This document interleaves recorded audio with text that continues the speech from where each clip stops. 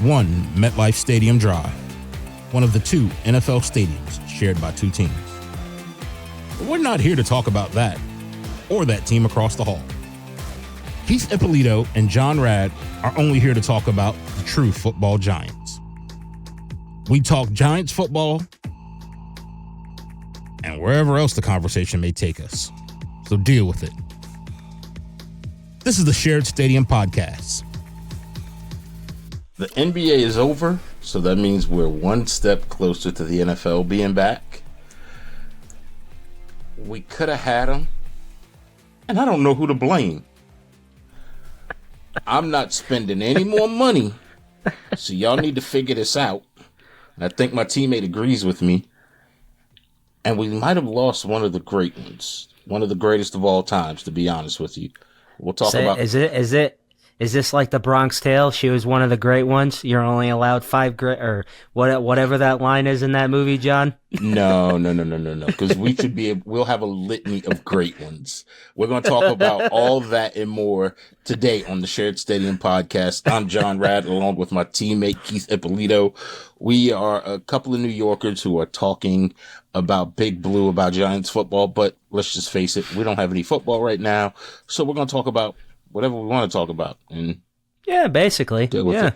But thank you for joining us. Like, subscribe, follow wherever you get your podcasts, Apple's, iTunes. Do this. Turn the notification button on so you get listen, we're going to notify you. We'll tell you when one goes up, and that way you can join us every week. So thank you guys for joining us. Keith, what's happening, brother? Doing good, man. No complaints. All good here. Excited to get another show in the book. Like you said, we don't have a ton of football to talk. I mean, I know there's been OTA stuff and different things like that, but yeah, man, we got a lot to catch up on, man. Yeah, we're 1 week closer.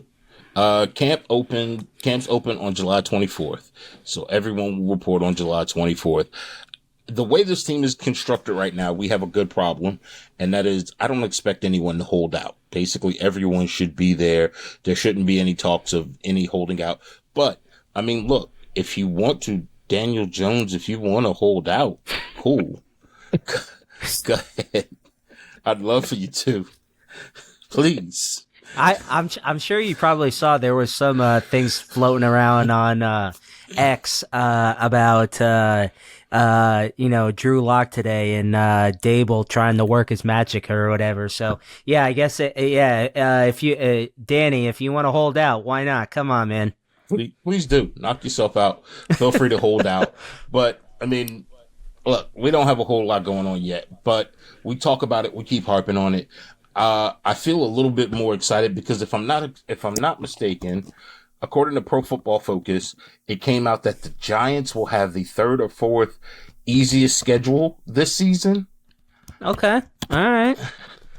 And so if that actually turns out to be true, that it comes out that the Giants have one of the easiest schedules this year, then I like the concept of what that could mean for us. At bare minimum, we could get some playoff football.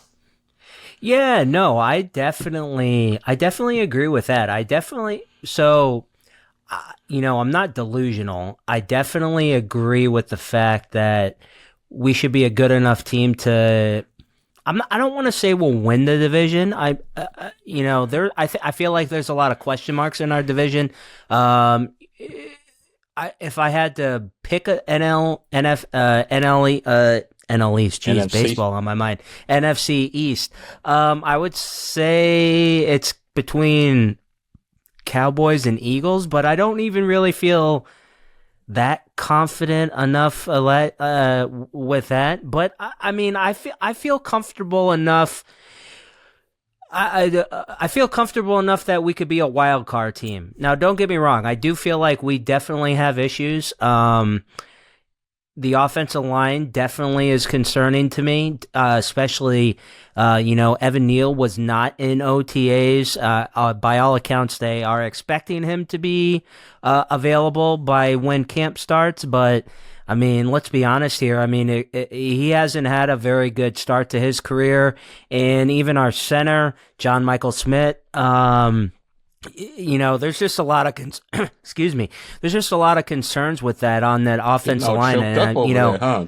yeah, man, God Almighty, that offensive line's getting me teary eyed.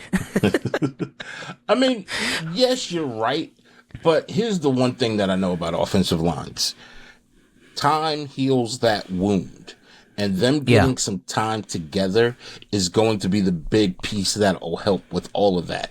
And particularly if Evan Neal can take his place as the vocal leader of the offensive line.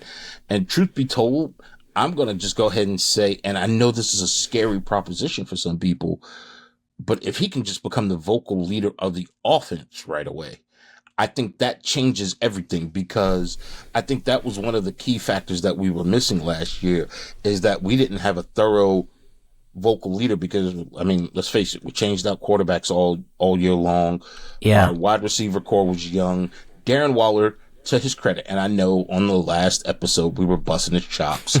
I know, but look, thank you for your service. But Thank you. But for that fact of he was a leader as a part of it. So if we're getting that, then I feel a little bit more. And so that's why I'm not that down on it yet, because I know time will heal all wounds. Once the pads are on, once they get locked into camp, I think that helps out a ton. Oh, yeah. I mean, especially once you can get pads on, you can really start to, figure out what is what. Again, you've said it multiple times on our previous podcast, until you get the pads on and you're popping, I mean, it doesn't really mean anything at the end of the day. Of course, it's always nice to see little, what you can envision the team like going into week 1 of the season. Yeah, I would say, yeah, definitely the biggest concern is definitely the line, which is kind of crazy that, I feel like that's all we've talked about for years on this team is the offensive line. And they've invested so much draft capital in it. And it's just, it's kind of frustrating sometimes, man. It's like, cause it's, going back to Gettleman and even Jerry Reese or whatever. So, I mean, obviously they've known that there was a need, but just some of the picks, I mean, have just not worked out for us. I mean, I think we can both agree on that Andrew Thomas is surely, at left tackle, he's a stud. I mean, even back to his college days at UGA. So, I'm not worried about the left side. I would say it's more the right side of the ball. I mean, and we should have Runyon at right guard. I know Runyon he had a quote earlier saying about working with the center, saying that, he's been impressed, I guess, with what he's been seeing so far. So, I mean, he's a veteran. I mean, I don't know if that is just him trying to build his teammate up or whatever, but we'll see, man. On the wide receiver side of the ball and offensively, I mean, if Jones can link up with Neighbors, I don't foresee why we couldn't do some things, at least offensively, and if the offensive line is at least, they go from, being the worst in the league. I mean, it can only get better. Than when you go from the worst. And apparently there's now a new metric, the QB support metric, which, I don't even really know what that means. I guess this is kind of like a sabermetric in baseball. John, do you know what the hell this is? Nope. Looking it up right now, but yeah. But here's the thing, and here's what I say about metrics, and everybody holds true to it, because when it comes to football, everybody looks at, well, this number, that number, this number, that number. You can't hold that to be true, because football is the one sport that the weather can play an X factor in. That home field advantage, when you go to Green Bay, when you go to Chicago, when you go to, I remember, was it 3 or 4 years ago, the 49ers, I think they had just gotten their new stadium. The left side of the stadium is their home side, and it's covered in shade. So they're sitting over there, and they're putting on jackets and parkas. But the right side of the stadium is beat up in the sun, and the away team is sitting over there dehydrated, roasting in the sun.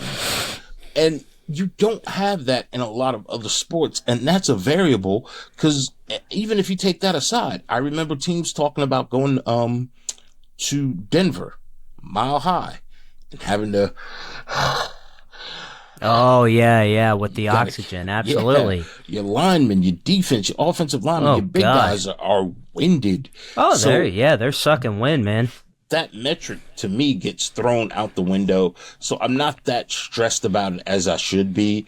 I feel like if Daniel Jones can link up with any of the, because I feel like we have one of the most young and talented wide receiver cores in the NFL right now.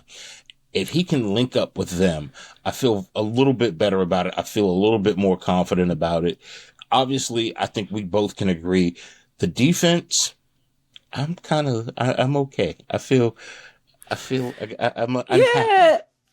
I'm not as, I don't have as many concerns as I do on the defensive side of the ball. If there were any, I think it would just be maybe in the, in like the backs, like the cornerbacks. I mean, I not that I'm saying I don't have confidence in those guys, but overall, what I'm hearing and what I'm seeing from Okereke, Phibbs, and all those guys, I'm feeling pretty happy, especially what I'm seeing and what I'm reading about, our new defensive coordinator. So, if for me personally, if there's any concerns, it's really on the offensive side of the ball, and it's really just down to one position. Obviously the quarterback has got the big question mark, but the offensive line, I think if the offensive line can provide him, some protection, there really shouldn't be a reason that he can't link up with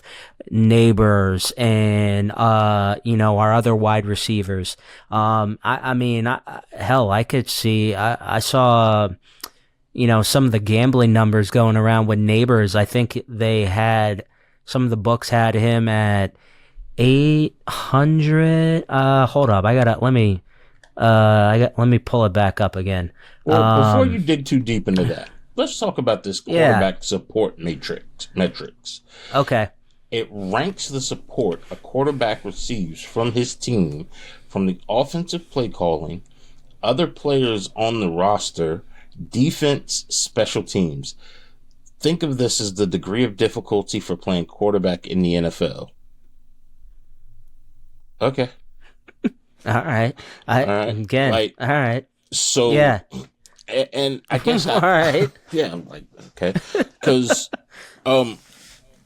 so does the metric go up if they call a bad play? So, okay.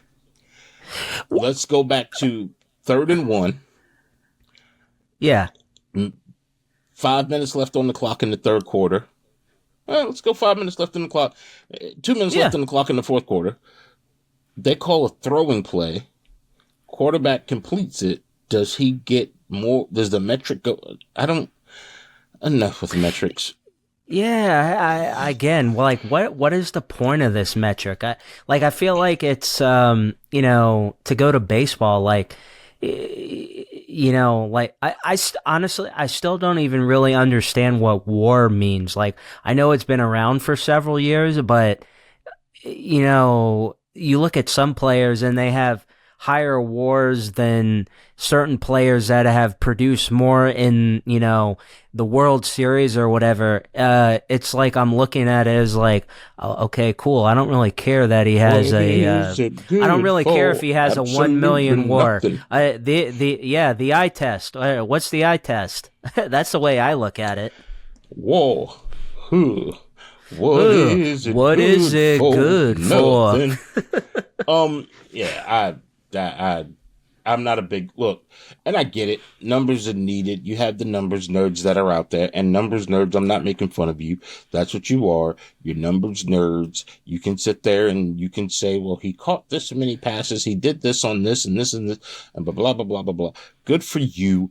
But let's talk about when a cold day in December, cold day in November, when you're playing in New York, when you're playing in Buffalo, when you're playing in Chicago, Green Bay, where the people in the neighborhood come and shovel the stands just so you can come sit there, that changes everything.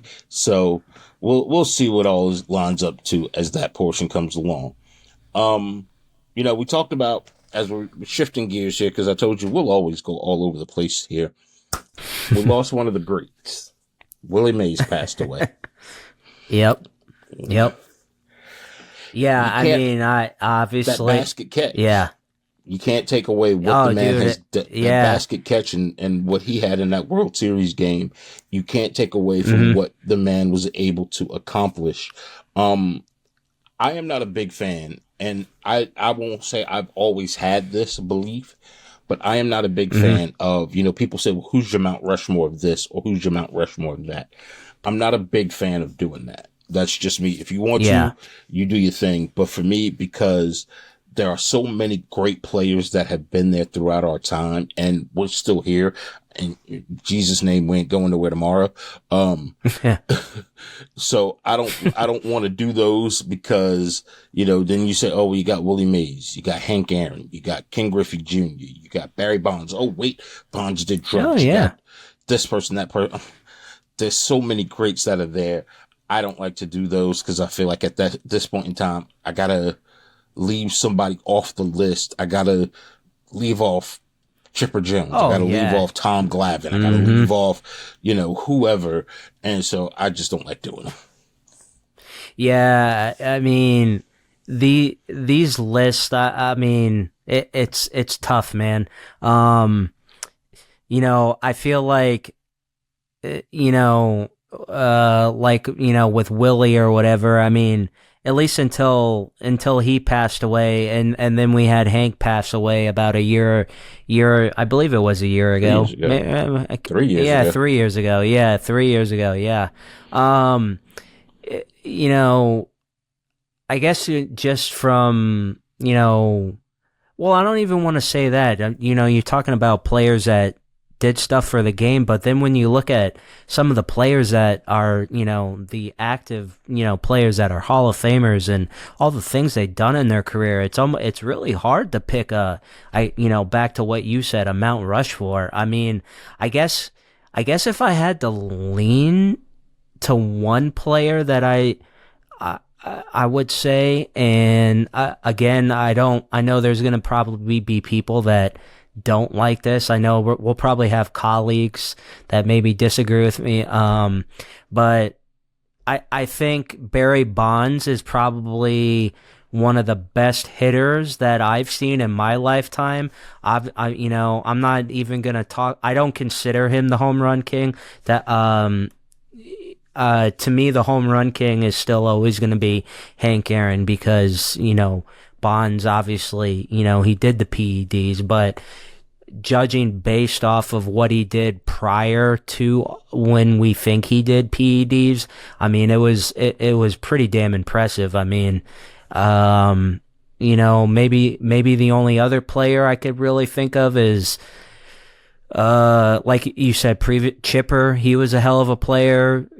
Ken Griffey, and I guess maybe even Mike Schmidt from the Phillies or whatever. But then again, you think of even some of the great pitchers that we have, like, from the 90s Braves with Glavine, Maddox. I mean, I would probably rank Maddox a little bit more than Glavine, but I mean, I kind of go back and think about it, and it's like I almost feel like privileged or lucky that we got to watch some of these great players. I mean, I know they'll be around, but it's like you look at it and it's like, damn, I can't believe I actually got to watch some of those guys as a kid, Yeah, and that's why, and you're 100% right. That's why It's always fun. It's not even fun. It's annoying now when I hear people say, "Oh, Jordan or LeBron," and then you're kind of like, "Hey, y'all do realize there was a guy named Kobe Bryant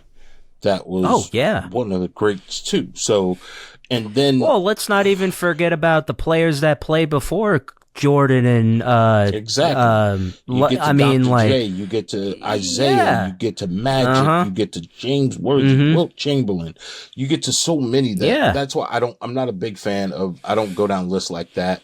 But we will say, go ahead.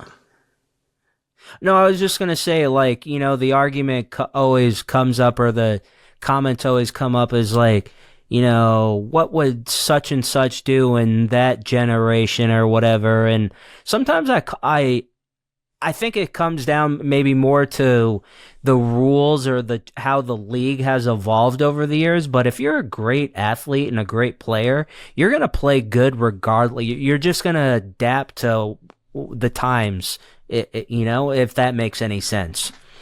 The players now have so much more than the players of the past. And what I mean by that, you think about it, guys in Willie Mays' era, they finished the season and they were plumbers and they went and worked at Sears Roebuck. Yeah, they had blue collar jobs, man. So versus now, these guys go and they get trainers and they have nutritionists and diets and this and that. And that's not to take away from what they do.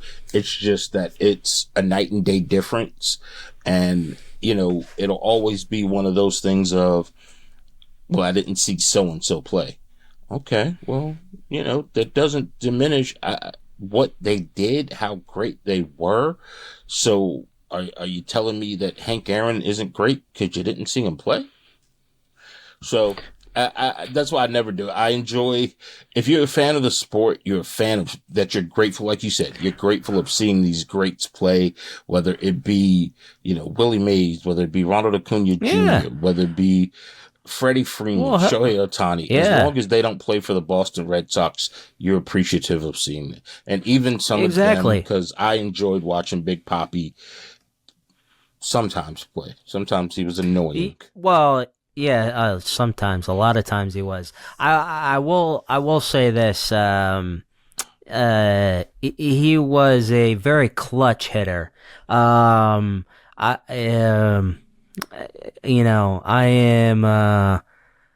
will say, see, you're trying too hard you're trying too hard to say something nice. I'm trying. Well, I'm just gonna come out and say it. Like, Hall of Fame. I'm not really sure, man. Come on. He was a DH for most of his career. Oh. Yeah, he was a DH, but I mean, if you're going out from that position, if you base that off a pitcher in the same argument, they only pitched one inning and got the save. They only pitched they pitched 2 innings and got the win. They only did, it's so, you can nitpick that apart so much. That I'm like, you know what? He was there, and I liken it to, if you go through any sport, you go to the NFL, there are nose tackles in the Hall of Fame, and they ran a 4-3 defense, but they only came in so many plays. You go to the NBA, there are, let's face it, and granted, he's been snubbed though, so he should be there though, but you face it, Robert Horry is one of the greats, and... Oh, yeah.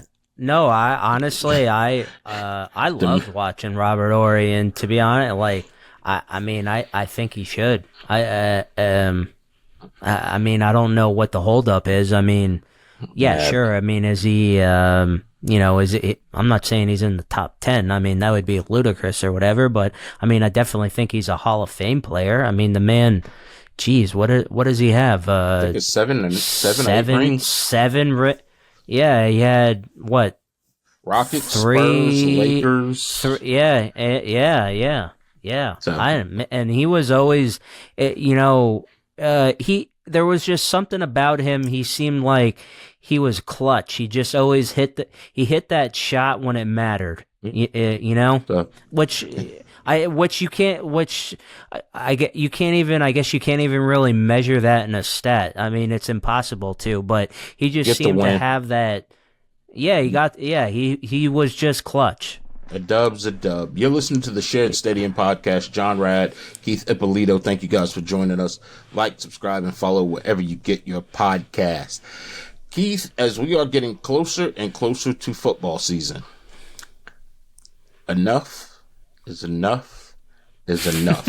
And I'm putting my foot down now. I'm saying it now because I don't know how to watch baseball games right now. Now, look, I'll be fair.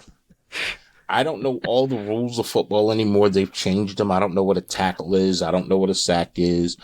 But I just want to know where I can watch my favorite teams play without having to buy. I'm going to give you the lists because we love lists here on this show. These are all the sources across the web that will be streaming NFL games. NFL Ticket, ESPN, Paramount Plus, YouTube TV, DirecTV, Amazon Video, Fubo TV, Peacock, Fox, Fox Sports, NFL app, NBC, Hulu, CBS, Sling TV. That is 16 different streaming services that will be streaming football games. I don't want to have to do all of that to just watch football. Nope. I agree with you, man. Like, don't get me wrong. I do, I have YouTube TV. Hey, YouTube TV, you want to sponsor the Shared Stadium podcast? Send us the read and, John will do it.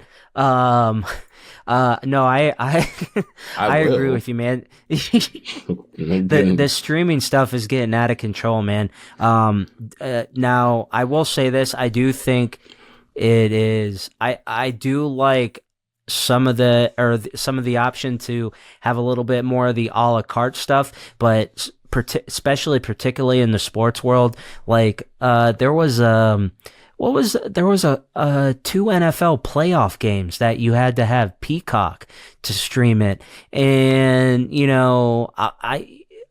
I'm being honest, like there's really not a lot of shows that I particularly care about on Peacock that I would subscribe to. I think recently maybe my mother subscribed to it because she wanted to watch a show. I don't remember what the show was, but I mean, I wasn't gonna pay the extra $9 or $10 or whatever the hell it was a month to watch Peacock, and that was a playoff game. Like, I feel like that's a ballsy move by NBC, especially for the NFL. Like, I'm kind of surprised like Goodell and the NFL didn't say, hey, it's cool, you can put this on Peacock, but this game needs to be on cable TV so the people, we can have the maximum amount of eyes on it. Because like, just speaking, especially, I mean, like my father, he's a 75-year-old guy. I mean, he started to figure out the streaming stuff, but I mean, they're still used to, going to the, the guide. What was that? You had to go to a channel and look at TV Guide TV. TV Guide TV. That's how, I guess I just dated myself on that. I mean, you're talking about if you purchase each and every one of these at $10 each, and I'm lowballing it when I say at $10 each. You're talking $160 a month, and that's for just football season. You won't have any other use for it after football season, so that doesn't even include, like, if like us, we live in Atlanta, if you want to watch Giants games, you're buying, unless you're going out to a bar every Sunday, you're buying Sunday ticket, which is an extra $3+ bills every month. So it adds up real quick. It adds up real quick. And I'm not saying that to sound cheap. I'm saying that because I should be able to. NFL is already appointment television. The 12 o'clock kick, the 1 o'clock kick, the 4 o'clock kickoff, the late night, the Sunday night game, the Monday night game, the Thursday night. I was okay with the Thursday night game moving to Amazon. Fine. 9 times out of 10, that didn't bother me at all. They were scrub teams anyway. Most of the Thursday night games are terrible games anyways. Yeah, most of the Thursday night teams were scrubinis anyway, so I didn't care about that. The Monday night game, it was cool when it moved to ESPN. I understand I'm old school. Let it go back to ABC, because then that way, even if you don't have it, you got a chance to watch it. And yep. I think the Monday night games need to go back to being primetime teams again and give them the week off. Now, I know why they're doing this, and for those listening will probably say, oh, well, Roger Goodell's whole thing, his whole initiative was to make the NFL a global brand. You can't do that because over in London, I don't think they get ABC. It's like BBC One, British Broadcasting Channel, number one. It is, get your mind out the gutter, Keith. Get your mind out the gutter. You nasty, see? You nasty individuals. Come on, John. Come on. No, I'm not going there with you. This is a PG show. No, you started laughing because that's why I caught myself. Right, pause. No. British Broadcasting, they only got like 3 channels. So that is why Roger Goodell. Oh God, I don't even know if I can get through the rest of this podcast now. That YouTube TV sponsorship just went out the window. It's gone now. If it was even there, it's gone now. I just watched it fly out my office window. Poof, it's gone. It's gone. Y'all are some sick people. Y'all are dirty, dirty mind people. Y'all are horrible. Y'all are horrible people. You know what? I'm not paying for all of this, but Roger Goodell, he wanted to be international. And I remember, this would have been the year Jacksonville, made it to the AFC semis. They lost to the Patriots before the Super Bowl. And everybody said, nobody wants to see Jacksonville. I don't know this for a fact, but the Jacksonville Jaguars, I think, have played over in London more than any other team that has been in the NFL. And they might actually have a small fan base over there. And like I said, because they can't get our channels, but I'm pretty sure they can get the streaming channels over there. I understand why Roger Goodell's like, hey, let's stream it. Let's see if we can get more of that fan base. Because now you got the London game. You got the Germany game. You got there'll be a game in Japan. The Mexico game. Mexico City. There's a game in Brazil. Hey, by the way, did you see what they're saying about the game in Brazil? Because it's in Rio, and there's 2 big rival soccer clubs there, and one of the teams where the stadium is wear green, and it's the Eagles, and I can't remember the other team, but they're basically saying. The Jets. Yes, and they're saying you are not allowed to wear green while you're down here because if you value your life, you're not doing it. That's how psychotic some of these soccer fans are. Homeboy, those aren't soccer clubs. That's the cartel. They're afraid that the cartel, due to the gangs, will kill them. The soccer is the least of their worries. They're not worried about the soccer clubs. They won't be allowed to wear the green because there are 2 gangs down there that have green on, and that they're afraid that the gangs will come and invade the stadium because what happens? Okay, we know the team across the hall. We have no love lost for y'all. Do whatever you want to do, but I don't want to see anybody killed. And if you guys have ever seen... Was it World Cup a few years ago? Even if you ever watch international soccer, and Keith does soccer podcast, they set the stands on fire just because the team scored a goal. They just start burning the stadium because they scored a goal. They're wild, man. Yeah, so, they call them like the ultras and the hooligans, man. Look, their fandom, it's on a whole other level, man. I remember I was lucky enough to go. So my favorite soccer team is Man United, and I saw them play one of their arch rivals, which is Liverpool, and I went with two two of my friends and some of their family members. And, I've been to, Yankees, Red Sox games and a bunch of other things where, even Eagles games where there's been, heated rivals or whatever. But I tell you what, man, they literally so this game was in Old Trafford where Man United plays. The Liverpool fans had a police escort, and because the hooligans or whatever, they're just looking to fight, man. And then when they have a whole section for their away fans, and it's sectioned off by police just because it's that crazy. But I will say, as a pure fandom, or an experience or whatever, even if you're not a big soccer fan, if you ever have an opportunity to go to something like that, it's a really cool environment. Like even locally in Atlanta, there's a Copa Americas going on. So Argentina's playing Canada right now. And there were some videos going around downtown Atlanta with the Argentina fans. And it was actually really cool because there was two rival teams that in Argentina that just hate each other. And, they set their differences aside, and they're, doing all the chants or whatever. So yeah, man, it's a real fun experience. And I don't have any tickets yet, but I would love to have an opportunity to go to one of these Copa America games in Atlanta. I think it would be a lot of fun. Now, let me be clear on something for people.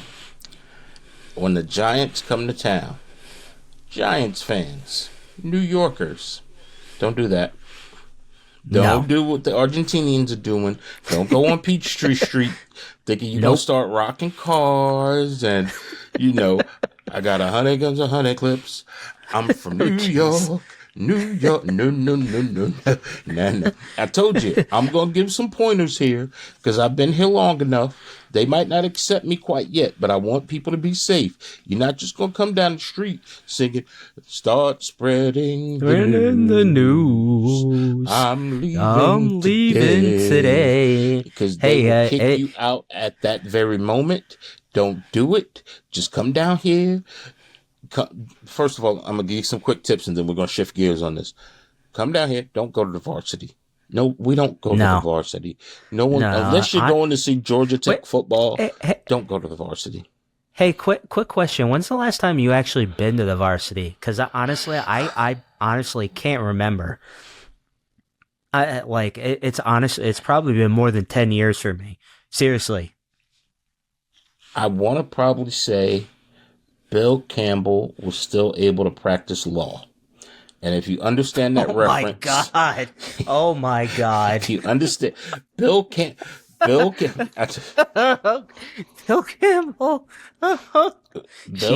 was still able to practice law. NBA players were able to go to the Gold Club and be entertained. Gold Club. By the way, is the Gold Club still is that still operational? No, Bill Campbell closed it. Bill Campbell. Oh yeah. I know. So they moved. Allegedly. Allegedly, I don't want anybody suing me. Bill Campbell allegedly said that the Gold Club had some mafia ties, allegedly, and he had the Gold Club closed, allegedly, and high celebrities such as Patrick Ewing, I think Charles Oakley got roped in, several Hawks players, NBA players got roped into it, and things got closed down. But now Bill Campbell, I think he spent some time in jail, and he's no longer able to practice law. But so he's no longer got the Esquire at the end of his name. No.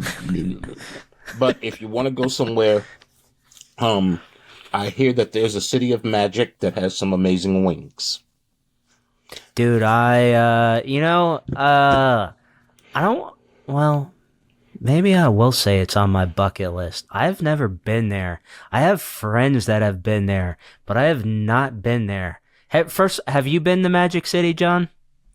You're listening to the Shared Stadium podcast. John Rad, Keith Ippolito, where we will talk all things football, Giants, and New York. You're listening to the Shared Stadium podcast. Like, subscribe, follow wherever you get your podcast. We thank you guys for joining us each and every week. All right, there we go. I just want to go for the wings, like you just said, man. I just want those hot wings. Speaking of hot wings, former Atlanta Falcon quarterback Matt Ryan. So basically, we're now at that point where, and it's great to see it, as we were talking about great players, because I'm shifting out of that topic altogether, because I am a happily married man, not going down there with you.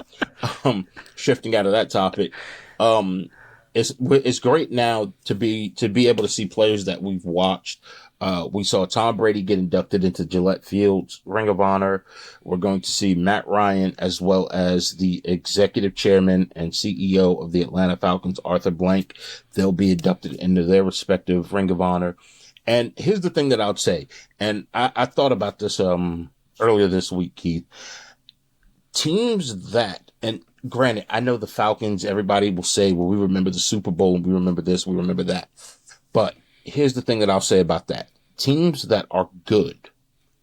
I'm not saying great. Obviously, we know that Tom Brady hindered the success of Matt Ryan. Ultimately, there's a correlation there. But teams that are putting players into the Hall of Fame and into the Ring of Honor are teams that are going to be successful. And unfortunately, the New York Giants, have we already put Eli Manning up? No, I don't believe he is in yet. I should know this. No, I don't believe he is up yet. I do know that the Giants I believe it was tonight, they're doing their top 100 players of the franchise. And I believe it was in Madison Square Garden. Up there. Yeah, I thought he was. I couldn't remember. Eli went in. So, okay. Yeah. But I say that to say, I can't think of anybody that we're putting in recently. Like, we're backfilling from something of the past. And I am a firm believer now that when you talk about teams and you're constructing a team that's going to be successful, you gotta have, at least in the NFL, to me, I know that somebody will try to pick this apart, but sit and think about recently in this modern time NFL, you're going to have two players that every other team wants. And what I mean by that, if you go through the Kansas City Chiefs, Patrick Mahomes, Travis Kelce, everybody would. And now I'm just picking those two off the top of my head. Yeah. You go back to the Buccaneers winning their last Super Bowl, Tom Brady, Rob Gronkowski. Plain and simple. You go back to the Eagles when they won their championship. I mean, even when you go back to the last time the Giants won theirs, Eli Manning and Michael Strahan. You know, you take any player from that defense, you got to have at least two players that every other team would look at and say, I want that guy. Yeah. No, I mean, you're 100% right, man. I mean, it is really cool to see someone like Matt Ryan go in, especially that we both know that he's a stand-up guy and, just a good guy all around. So I saw that video and, I wouldn't say I was choked up or teary-eyed or whatever, but it just was like, man, that was really well done, especially you watch his speech that he gave to the team and, he didn't really have an idea, or he had no idea that he was going in. I mean, it just kind of sums up, what he meant or what, the Falcons meant to him or whatever. And I've always said, I've had this argument with some people that, you always hear, Matt, just basically just crapping on Matt Ryan or whatever is like, if we're really being honest, man, first of all, if he wins that Super Bowl, I think his Hall of Fame, I think it's a no doubt about it. I mean, and even without the Super Bowl, I think he's a Hall of Fame quarterback. I mean, I don't know if he'll get in, and if he does, it'll probably be a while.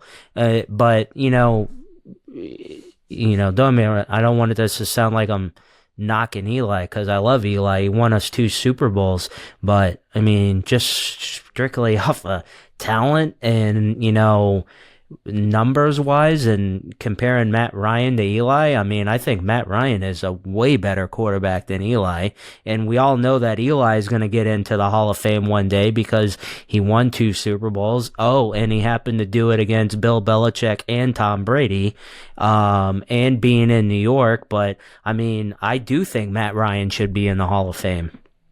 I think Matt Ryan will make it into the Hall of Fame. Do I think it'll be first ballot? No. I think it might actually even be, to be perfectly honest with you, I think he'll probably be a third ballot Hall of Famer. And unfortunately, when you look at it, that Super Bowl will make the difference, because I think what it'll come down to, if Matthew Stafford stops playing this year and announces his retirement, so he doesn't go into the season, announces his retirement, because Matt Ryan officially just submitted his retirement paperwork. He just retired. Like technically, So you can say that the clock starts for their retirement at the exact same time. Matthew Stafford would go in before him because of that Super Bowl over Matt Ryan. I know it sucks, but the Super Bowl just carries a lot more weight, and there's just it just is what it is, and it doesn't diminish. Because Dan Marino doesn't have a Super Bowl. It doesn't diminish his greatness. It was just a different time. But right now, when you're talking about putting guys in the Hall of Fame, that's a part that goes into it. Speaking of championships, we said by the time we reconvened, the NBA championships would be over. The Boston Celtics won. I'm not saying congratulations. Yes, I will. I will say congratulations, because really? Yeah, I will. And I'll tell you exactly why I will. Living in Atlanta, I am not a Hawks fan, but I watched Al Horford play.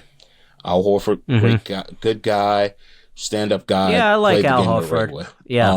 And also, as well as Jaylen Brown, native of Atlanta, played the game the right way. And also, one more piece, someone who I really became a fan of was Drew Holiday.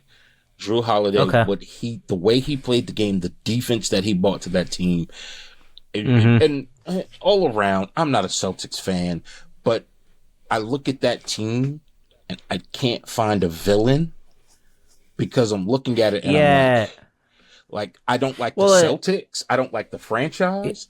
But even Kristaps Porzingis, I started to like him, and then he left New York. I don't blame him. So I guess I will say congratulations to the players of the Celtics, but not the Celtics. Maybe I could say that, because I can't find a villain on that team that I'm just like, yeah, he was a dirty player, or I didn't like him. No, I look at that team. There's everybody there. No, I think you're 100% right on that. I mean, especially Al Horford. I mean, when he was in Atlanta, I always liked watching him. Seemed like a stand-up guy or whatever. But yeah, I mean, you think of some of the older Celtics teams, or from the 2000s. Like me I couldn't stand Paul Pierce. Can't stand him. Can't stand him. Want nothing to do with it. I liked him when he was at the Timberwolves, but be honest, didn't really care much for KG either. I don't know about you. I was a KG fan, and I liked the passion that I got from KG. But when you talk about that Celtics team that was Pierce, Antoine Walker, little shimmy. Yep. So who I will say I did like on that team, and that was just because I grew up and I liked watching UConn basketball. Ray Allen, I like him. I liked especially the UConn team. Ray Allen, Khalil Alameen, Jake Vashkol. I definitely liked Ray Allen, but all the other guys couldn't freaking stand him, man. Couldn't stand him. So when you talk about people that, you just didn't like, I'll tell you somebody who I just don't like. and I got a million and one reasons to do it, but this one, I don't know if I can blame him yet. I'm going to have to pick it apart some more to see if I can. James Dolan. I'm going to put him on my list.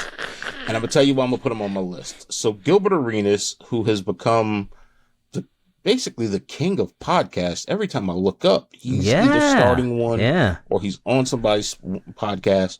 Yeah, and he told the story how when LeBron James, Dwayne Wade, and Chris Bosh all came together to form the Big Three in Miami, and ultimately we know how the championships that they won there. They were looking for a team that was going to be their team. So they didn't want to go somewhere where there was already a star there.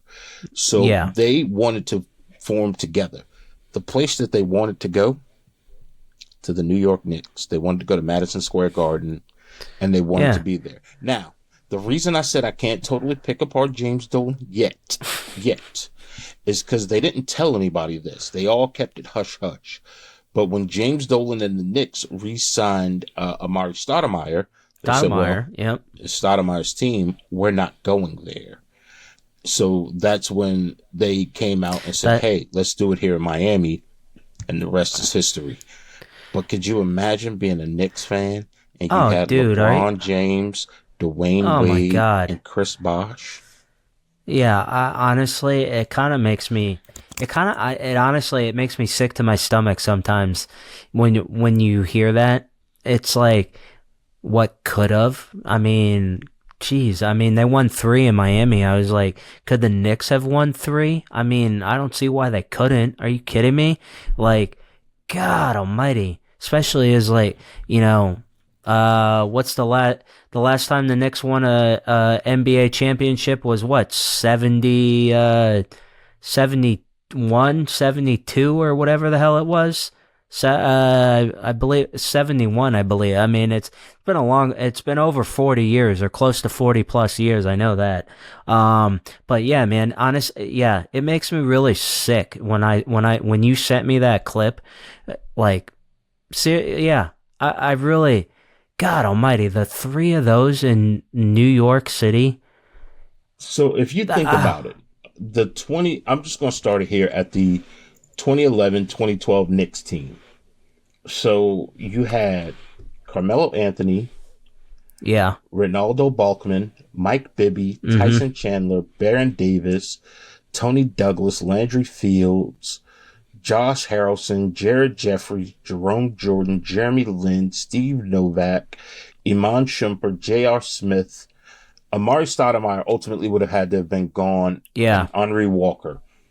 So even if you say, okay, we're taking Amari Stoudemire out of the mix, I'm assuming they would have probably wanted Carmelo was one of their boys. So I'm thinking Carmelo would have stayed. So you would have added Carmelo Anthony to that mix too. Yeah, you would have and that would have been Carmelo in his prime. And he would not have been the guy. It would have been those 3 plus him. So he probably wouldn't. Would have been LeBron, Melo, D Wade, Chris. So ultimately, you would have taken Mike Bibby would have been your 1. Yeah, Mike Bibby would have been your point guard. Your 2 guard, D Wade. 3 guard is LeBron. 3 is and Melo. then 4 is Melo, and then 5 Bron is Bosh. Yeah, and then you flip that on its head. Take that and keep that. That's already greatness. But then now here's your second lineup: J.R. Smith, Iman Shumpert, Jeremy Lin. Because remember, this is when Lin Sanity got started. Yeah, Jeremy Lin. Yeah, because he had that, that spell where he was like, he was playing. I mean, it was quick, but he had it. He was there for a time being. The Knicks could have pulled off easily because they lost in 2011, the 2012 playoffs to the Heat. They moved on to the second round and they ended up losing to the Pacers. Could you imagine a team like that and how many championships they could have brought to New York and what Madison Square Garden would have been like for those years? Oh my God. I mean those 3, I mean, they're their careers are already, legendary, or, maybe not, they're Hall of Famers, obviously. I mean, LeBron's one of the all-time greats, but if they did it in New York City and, the quote-unquote Mecca, I mean, God almighty. I mean, jeez. I mean, they would be legends in that city. Especially Knicks fan. You know what? If we're really talking about great fans in the New York area, I would say Knicks, Rangers, and even Giants fans are they're just all diehard fans. And I mean, even Yankees and Mets fans too. But I mean, especially Knicks and Rangers, more recently Knicks, just because they've had so much bad basketball, and this year, even though they lost to the Pacers, it was so cool to see the Garden rocking like it was, because I mean, when the Knicks, when they're in the playoffs, man, or it's like a different vibe, man. It's really cool. But like we talked about previously on this podcast, is the mellow years or whatever. I wouldn't say I was a gigantic fan of those teams. I love this team just because I feel like it embodies more of that New York. They're tough, gritty team. They play defense, and not that the city wasn't behind some of those other teams, but I feel like the city was really behind this team because it had that tough, gritty vibe to it. Especially with all the injuries, they just found a way to win games. I think the fans were behind that Knicks team because Melo, having played at Syracuse, I think the problem that came about, and I'm a wrestling fan and I'm gonna liken it to this. We learned too much about James Dolan, much like how the WWE, Vince McMahon got too involved with the stories and the plots and it became too much about James Dolan. And it's not in a way how Mark Cuban became, when he was the owner of the Mavericks and he was seen and was visible and he was the working man's owner. James Dolan became more of, I care about my jazz band and I care about this and I care about that. It became too much about him for all the wrong reasons. And I think that rubbed fans the wrong way. I think that was a team that everybody was behind. I think this is a team, the New York Knicks, that is a team that we've become so accustomed, and I think I liken it to every New York team. We've become so accustomed to good teams, and the Knicks, outside of the Jets, the Knicks are the team that's in the back, because you think about it, just in our lifetime alone, we'll just go our lifetime. The Giants have done it. The Rangers have done it. Yep. The Yankees have done it. The Mets have done it. The Islanders have done it. Have done it. At least Buffalo, even I'll throw Buffalo, at least Buffalo is good. The Liberty have been in the playoffs. But when you talk about the Knicks, this is the first time in so long that we're a team. Neither one of us have ever seen a Knicks win a championship. And this is the closest that we've gotten in so long, outside of going back to the Patrick Ewing, John Stark era, losing to Jordan, losing to Reggie Miller. I think we're a fan base that have been clamoring for this for so long that to get to this point, you're just like, oh, this is awesome, because this is what we've been wanting. Because when you think back, I was talking about it with a relative of mine, and back to old school Sunday NBC basketball. Oh, dude, that honestly, I think that might be like the best sports theme song of all time. And when you think back to that, I instantly think back Knicks, Bulls, Lakers, even Pacers. I think back to those games. The Kings with Peja Chris Stojakovic, Chris Webber. Oh my God, Sabonis. Man. I think dude, especially like I don't know about you, especially Christmas time, watching the NBA games, and usually the Knicks were always on like Christmas Day or whatever. Man, I was like glued in front of that TV, dude.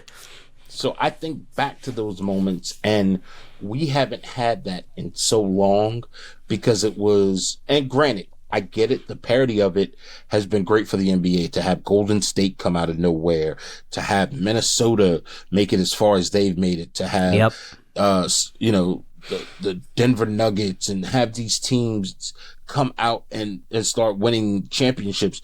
It's been great. But when you start thinking about your team, because even being here in Atlanta, and Atlanta fans, if you're listening, you can try to correct me if I'm wrong. I know I'm not. You're clamoring for a championship so bad that you're clinging on to just little glimpse of hope. That you the smallest glimpse of hope, whether it was and it's fair because you're looking around and you're saying the Atlanta Hawks are in the Eastern Conference Finals taking on Milwaukee. Yes.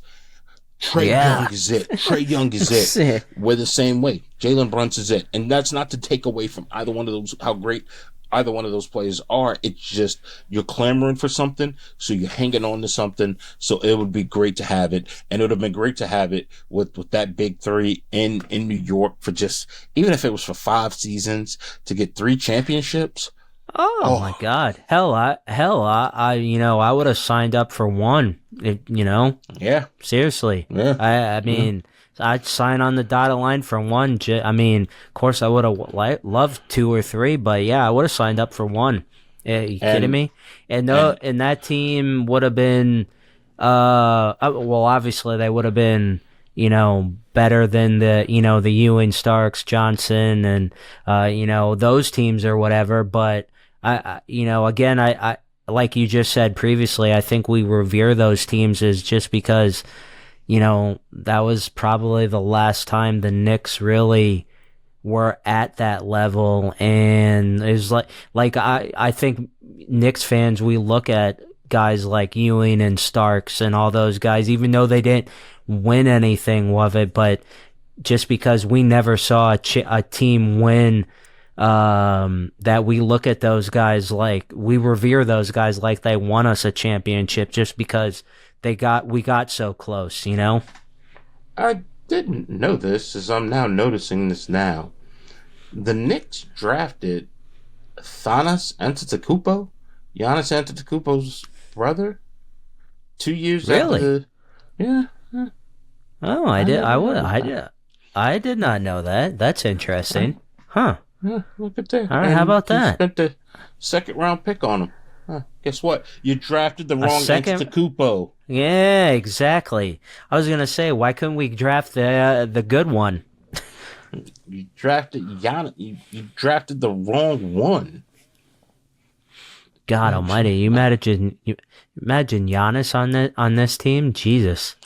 To be honest with you, Giannis was that anomaly that because I remember watching him play when he came to Atlanta, and it was just kind of like, this kid's frail. He ain't gonna make it.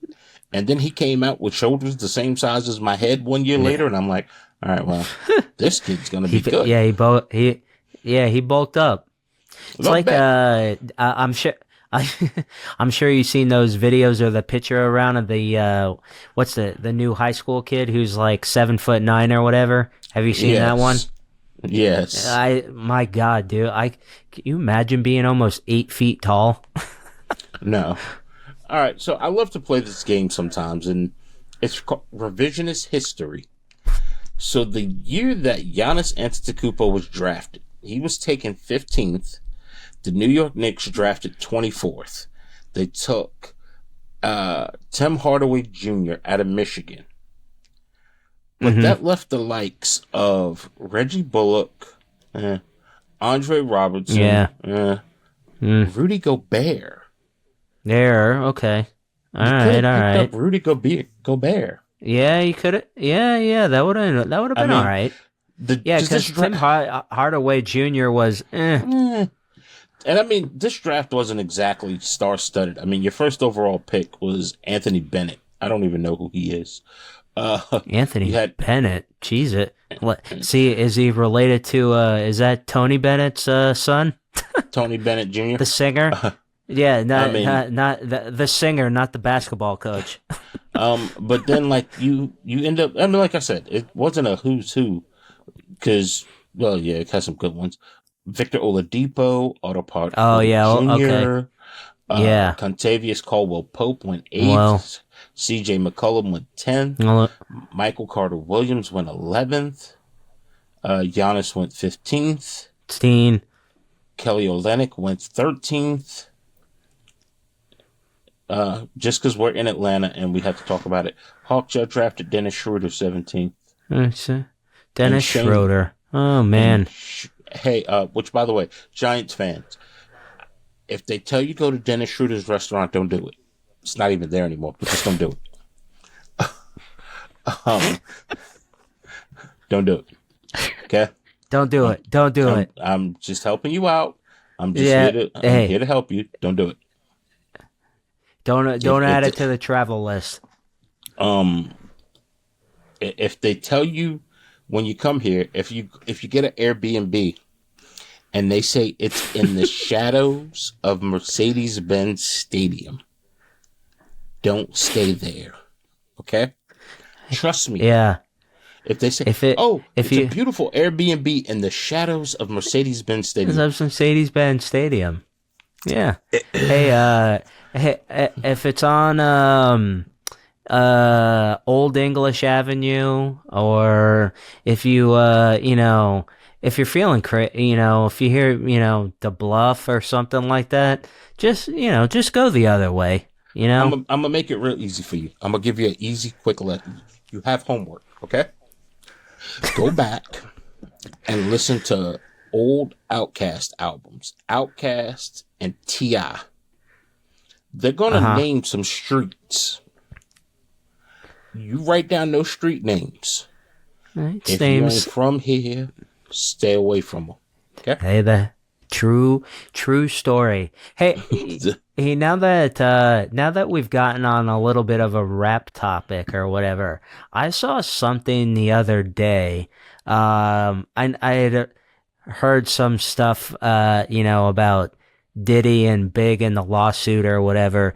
But did you know Suge Knight had a podcast called 1-800-COLLECT? Mm-hmm. I had no idea that. Do you know how he does it? Yeah, he does it from his phone in prison. It's a AI generated photo of Suge Knight put up in an orange jump. Hold on, pause. Shut up. I'm not speaking. How did I not know this? I'm not speaking ill of Suge Knight, just in case I'm just saying it's Suge Knight in an orange jumpsuit. It's like a cartoon of Suge Knight in an orange jumpsuit sitting at the desk, and he's talking through the phone. Yeah, I know about it. Have you listened to this podcast? Absolutely not. Because here's the thing. A lot of it is revisionist history of stuff where he's talking about and I'm like, I get people still have grudges. You can be mad as you want, whatever. You can be upset about whatever you want to be. I don't need to hear it at this point in time because I already have to deal with the whole concept of like, okay, I don't listen to R. Kelly's music anymore because R. Kelly did. Well, and I know, and I mean it. No, I was just gonna say. I mean, I think his music's good, but I mean, it is what it is. And I can separate the art from the reality, but now we're starting to talk about people who are no longer with us, and and things of like Tupac's murder, Biggie Smalls' murder. Oh yeah. Just people and people who've lost their life, and it's not a me thing.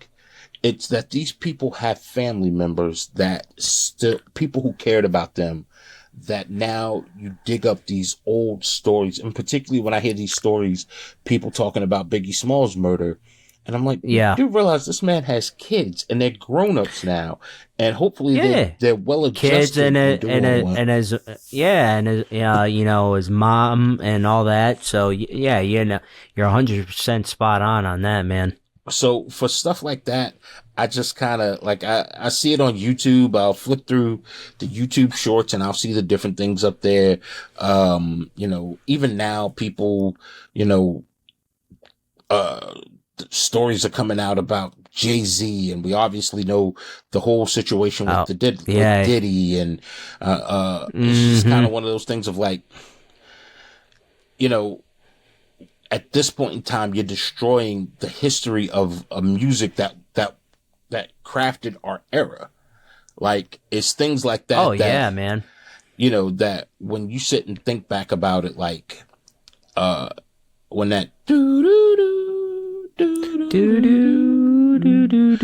when those things start, you instantly go back to 1999, 1998, and that was our high school, college years, and now you're stripping that away. I'm like, well, that was the theme music of my era.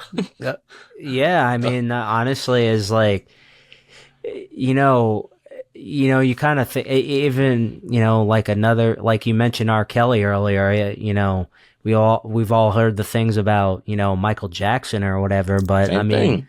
I can't not, you know, tap my feet when I hear Thriller or something.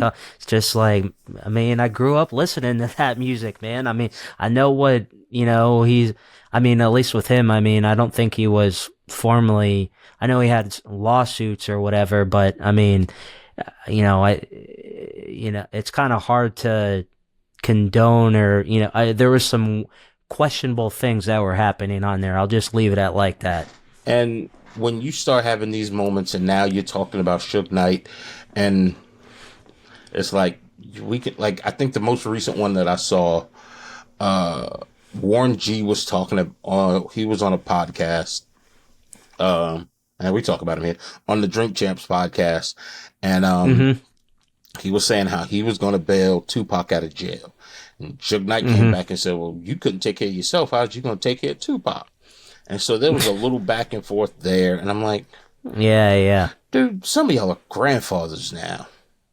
Yeah. I mean, especially like, you know, the guys we're talking about is just like, you know, they got to be in, you know, pushing their 50, or I mean, Suge Knight's got to be in his 60s now, right? I don't know. So he's gotta be, man. So that's what I'm just like, and I've always asked the question, and that's with any genre of music. I mean, how long can Ozzy Osbourne, thank goodness he's finally stopped and he's still with us. I hope he keeps going for longer. Yeah. But how long can Ozzy Osbourne keep touring around, ripping the heads off of bats? How long can Mick Jagger keep thrusting his pelvis, and, you know, man's going to break something. Yeah, exactly, man. So you know what I was going to say? I'm sorry, real quick. So you can't keep walking around talking about, you know, selling drugs, and you're a gangster rapper, but your kid is in a private school and you live in a house on the hills. Exactly. Well, like, you know, but to that, I was like, you know, you talk about, you know, like were you big on, like Jada Kiss, Styles P, and the Lox and all that? Yep. So, like, I mean,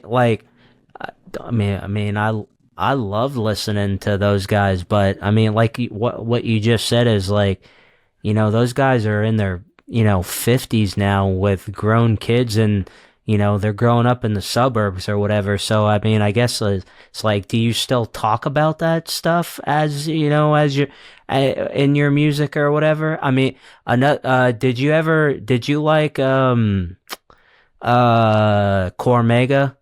John? I liked him.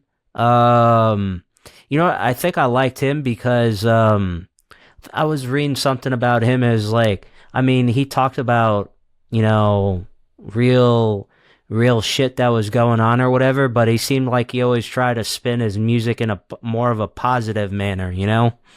And see, it's funny too, because now, and I don't know the line in the sand of it.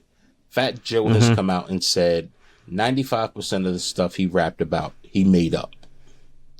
Oh, I mean, well, hell, you can go to now's Rick Ross. I mean, but then fucking guy was a correctional officer.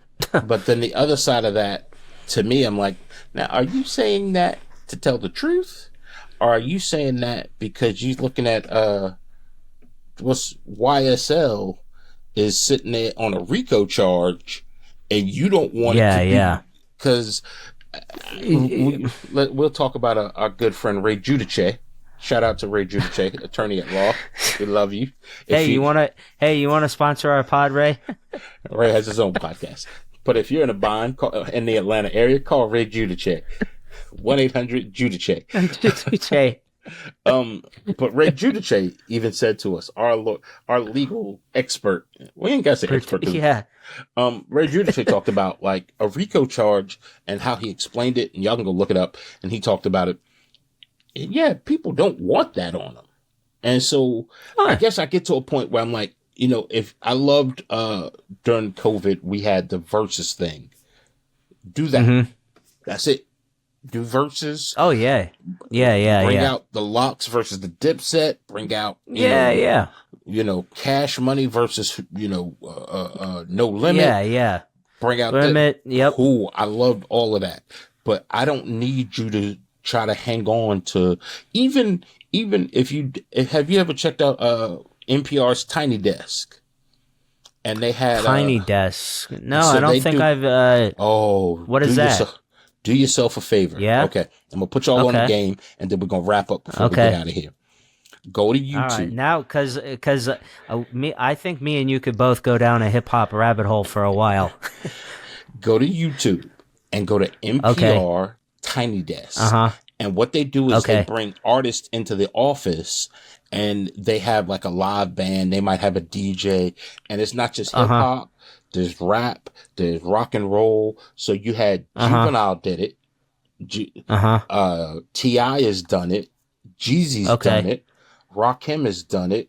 Big Daddy Kane has done it. But then you go over on the other side of that coin, and they'll have Babyface. Has Taylor Swift done it? I don't know if Taylor Swift has done it. But it's a whole, and I mean, this has been going on for a long, you can go through and watch this for hours, and you'll see. And it's only about, it's one of those things, to be honest with you, if you're working at home, you can turn it on. You don't need to see it. You can just listen to it, and And I'll tell you exactly where I got hip to it, and then we'll wrap up with this. T-Pain did it with an acoustic guitar and no auto-tune. Do yourself a favor. I have seen that video, and ignorantly, I honestly was not aware that T-Pain was a good singer, because I just assumed he was one of those auto-tune guys, and I saw him singing that song. I was like, man, that guy has got some vocals. Holy shit. And that was the early phases of it, and now it's grown where they show up with these big bands and whole sets, and it's I love that. Have you seen? Did I ever send you the video of that one orchestra doing the Outkast album? Mm-hmm. I've got that. Like I love even that stuff. Yeah, even that stuff is money. So do yourself a favor. Go to NPR. Take a listen to Tiny Desk while you're cleaning up the house, or while you're working and you just need something on in the background. You'll find yourself stopping, because it goes through so many different artists and singers, and just, it's wonderful. I've enjoyed it. Been listening to it for a couple of years now. Do yourself a favor and go take it a listen. Do yourself another favor. Like, subscribe, follow, and go tell 4 people. 4. 1, 2, 3, 4. If you tell 4 people and the 4th person that subscribes and shoots us an email, go to our website, www.sharedstadium.ippo.com, and go on there and let us know that you're the 4th person to subscribe. We're going to send you the newest New York Giants jersey with Ippolito's name on the back of it. Definitely. So Absolutely. you got to And be the fourth then, person to do it. yeah. And then, maybe we'll throw in, like an Aaron Judge jersey too, John. Who knows? We might even throw in Yeah. a custom Atlanta Braves World Championship ring. That's a, Is that come with a Cracker Jack box too? no, it has a nice box, nice mahogany box that comes with it. It's a Oh, it gorgeous does? box. Oh, okay. The box might be Oh, worth yeah. more than the ring. I'm serious. The box might be worth more than the ring. Maybe we'll throw it on eBay. See what happens. Somebody will give me $10 because they'll feel bad for me. Somebody will say, "Here, Oh, hey man, Jesus. here's $10. I'm so sorry. Here." So Hey, I got one of the giveaway rings. I can throw that in with the jersey. How about well, that? see, there you go. So that's what we're going to throw in there. So you got to be the fourth person to subscribe. But we thank you guys for joining us. We do this. Let me rephrase that. I don't want to be wrong. We try to do this each and every week, but let's just be honest with you. We have jobs now. Yeah. To the fine folks at who did we say we were trying to get to endorse us? Blockbuster Video. Oh, Blockbuster. No, well, we were trying to get YouTube TV, YouTube Ray TV. Giudice. Yeah. So for the fine folks of YouTube TV, Mr. Ray Giudice, we'll even Dunkin' Donuts is still open for y'all. Yeah. If y'all start to endorse us, we'll guarantee we'll get it out every week at that point in time. Right now, we still got to work regular jobs. We'll make sure we get this out each and every week. Hey, if we want to get a sponsor, we'll get it going, baby. Every single week. Or I'll throw out one more there. Just a suggestion, just in case you're listening. Hey, Johnny's Pizza. Your full name of your company is Johnny's New York Style Pizza. Johnny's, come on. Advertisement than to have two New Yorkers advertising about come Johnny's on. New York Style Pizza. I say, Johnny's, come on, Johnny's, bring it on. Come on, let's go. But until next time, thank you for tuning into the Shared Stadium Podcast. I'm John Rad. This is my teammate, Keith Ippolito. We say it each and every time, and we're going to continue to say it. If you don't like what we're talking about, you still should listen. But if you don't like it, bite me. Till then.